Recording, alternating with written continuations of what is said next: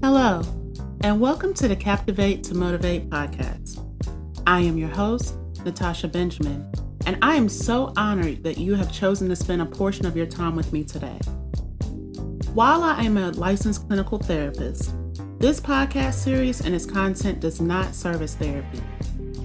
It is more of a way of using contextual thought, affirmations and positive self-talk, mindfulness and meditation, and other mediums to help push you through, as they've helped me in various times of my life.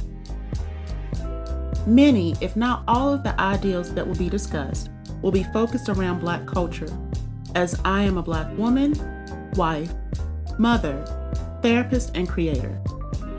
This does not mean, however, that these messages are only for people of color, as I would hope that anyone who is open-minded may find value in this series. In today's episode, we will be exploring the concept of dreams and how to take the first step towards making them a reality. I felt that this was an important place to start, segue, if you will, into this whole podcast thing, because this has been a dream of mine for some time. Also, in light of Martin Luther King's birthday, federal holiday, and today's inauguration of President Joe Biden and Vice President Kamala Harris, that word dream is even more echoed in my spirit. The first thing that I reflected over was Langston Hughes' poem, Harlem, which questions what happens to a dream deferred. This can be analyzed in two separate and distinct ways. A dream deferred could result in a dream never fully being realized, meaning that fear, angst, or doubt could be paralyzing the making of any progressive steps towards your goal, and that dream is never fully fulfilled. Or, a dream deferred could result in an uprising or upheaval of what has been seen as the norm and comfortable, or as Hughes asks, does it explode? That's what I am hoping will be the purpose of this and future podcasts for my listeners. An introspective space that challenges us to move past what is blocking our way, which a lot of times is ourselves and our own issues that are related to self-doubt. Do you have dreams and aspirations that you have put on the shelf for far too long? I know that I do, and this podcast was one of them for the last 3 years.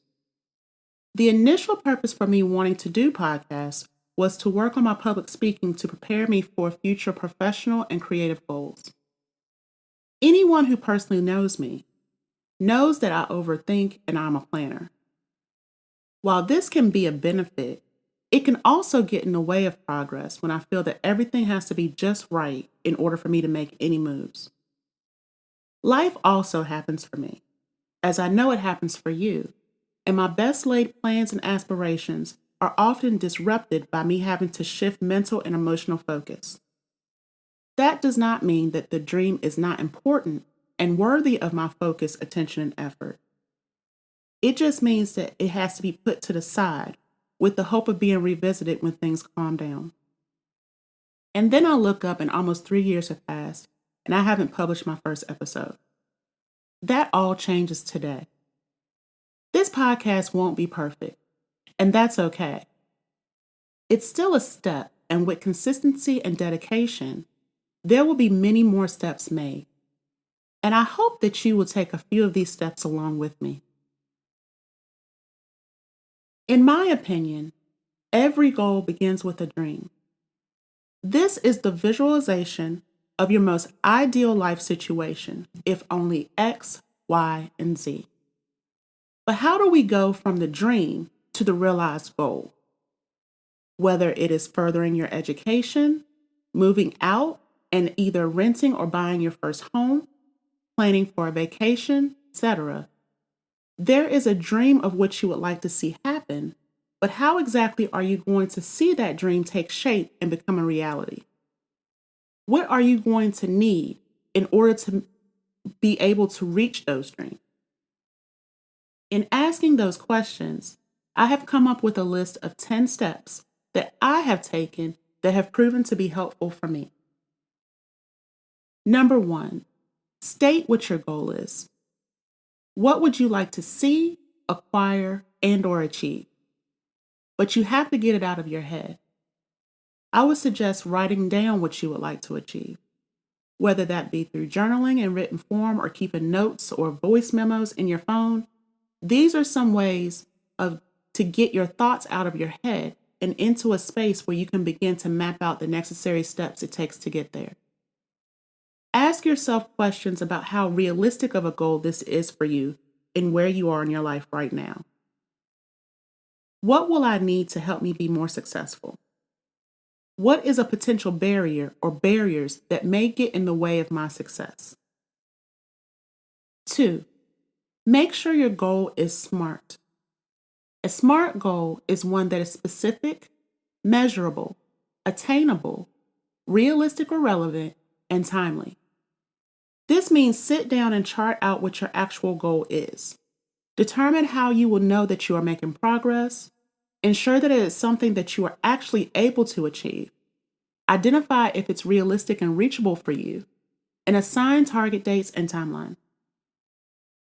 Number 3, determine what is the best space and time of day to dedicate to goal prepping. Are you a morning person or a night owl? Do you require complete silence in order to be able to focus, or do you need to have a motivational soundtrack playing in your ears or in the background to get those creative juices flowing? For me, I have long required music to help me focus and push me through nearly any task that requires my thought. And there are certain songs, artists, and genres that are best fit for these planning sessions, much as an athlete has their soundtrack to help push them through a difficult and challenging workout. Or maybe you do your best thinking and planning in an outdoor setting. Figure out what the best setting for focus will be for you and create that space. Number 4, don't be scared to share your goal with someone else that you trust. They can help you brainstorm through certain things, make suggestions and offer feedback, as well as help hold you accountable, much like an accountability partner in working out. The disclaimer in this is, however, make sure that it is someone who has been historically proven to be supportive and motivating for you. If you don't have someone like that in your life, it's okay. This is where positive self-talk, affirmations, and motivational statements and mantras can come into play. If you have ever watched Being Mary Jane with Gabrielle Union, she used Post-it notes with affirmations and quotes that reminded her of how strong and powerful she was, and also pushed her through her life struggles and obstacles. Figure out what you think would be best to help you move through self-doubt in the moment and increase your motivation. For me, I use quotes a lot in my personal life, as well as in my work with the teens at my job. I make them visual, I meditate and reflect over them, as well as share them with others. Number 5, don't make excuses. Those who are successful in life do not make excuses for their presumed failures or barriers. They strive towards identifying their weaknesses and doing the work it takes to improve in those areas, as well as amplifying and highlighting their strengths. The longer you defer your dream with excuses, the further you are from making that dream a reality. I once had a supervisor who constantly referred to the quote, "Excuses are the tools of the incompetent, which create monuments of nothingness. Those who specialize in them are seldom good in anything." This quote can be helpful when used and thought about in the proper way, which was, however, not the way that this particular supervisor used it. It is basically stating that when you have aligned and assigned yourself with a goal, the expectation is that you do all that you are able to get around any barrier that may arise, period. Whether that means employing and exercising more focus and effort, or finding someone to better assist you. No excuses. Number 6, be willing to fail. This means getting past the fear of a potential fail. If you never ask a question, the answer will always be no. If you never try, you will not have the opportunity to reach your goal. You miss 100% of the shots you never take. In striving for success, you have to be willing to take certain inevitable risks. The more you prepare yourself on the back end, the more ready you can be for certain obstacles as they arise. Anything worth having is worth fighting and working for, as well as require a certain degree of risk. Number 7, be consistent. Dedicate time, energy, and resources on a consistent and routine basis. Do something every day that works towards the end goal. Every piece of effort you are taking is a step closer to your success, so be consistent and don't give up. Number 8, celebrate your victories and milestones accomplished regardless of how small. Give yourself the congratulations for a job well done. Reward yourself in some empowering and motivating fashion, and absolutely implore self-care along the way. Also, convey those victories to others who encourage you within your life.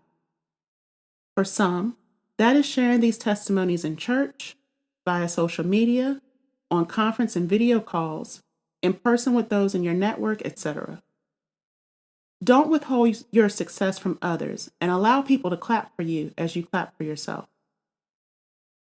Number 9, continue to dream.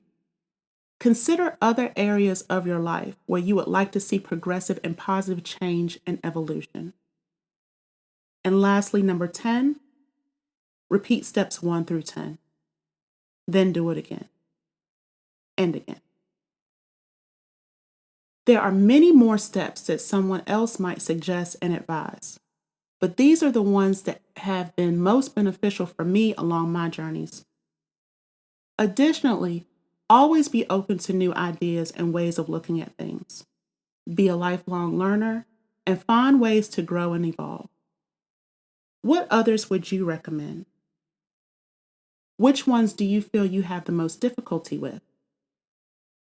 What has been a goal that you have achieved that required some of the steps listed above?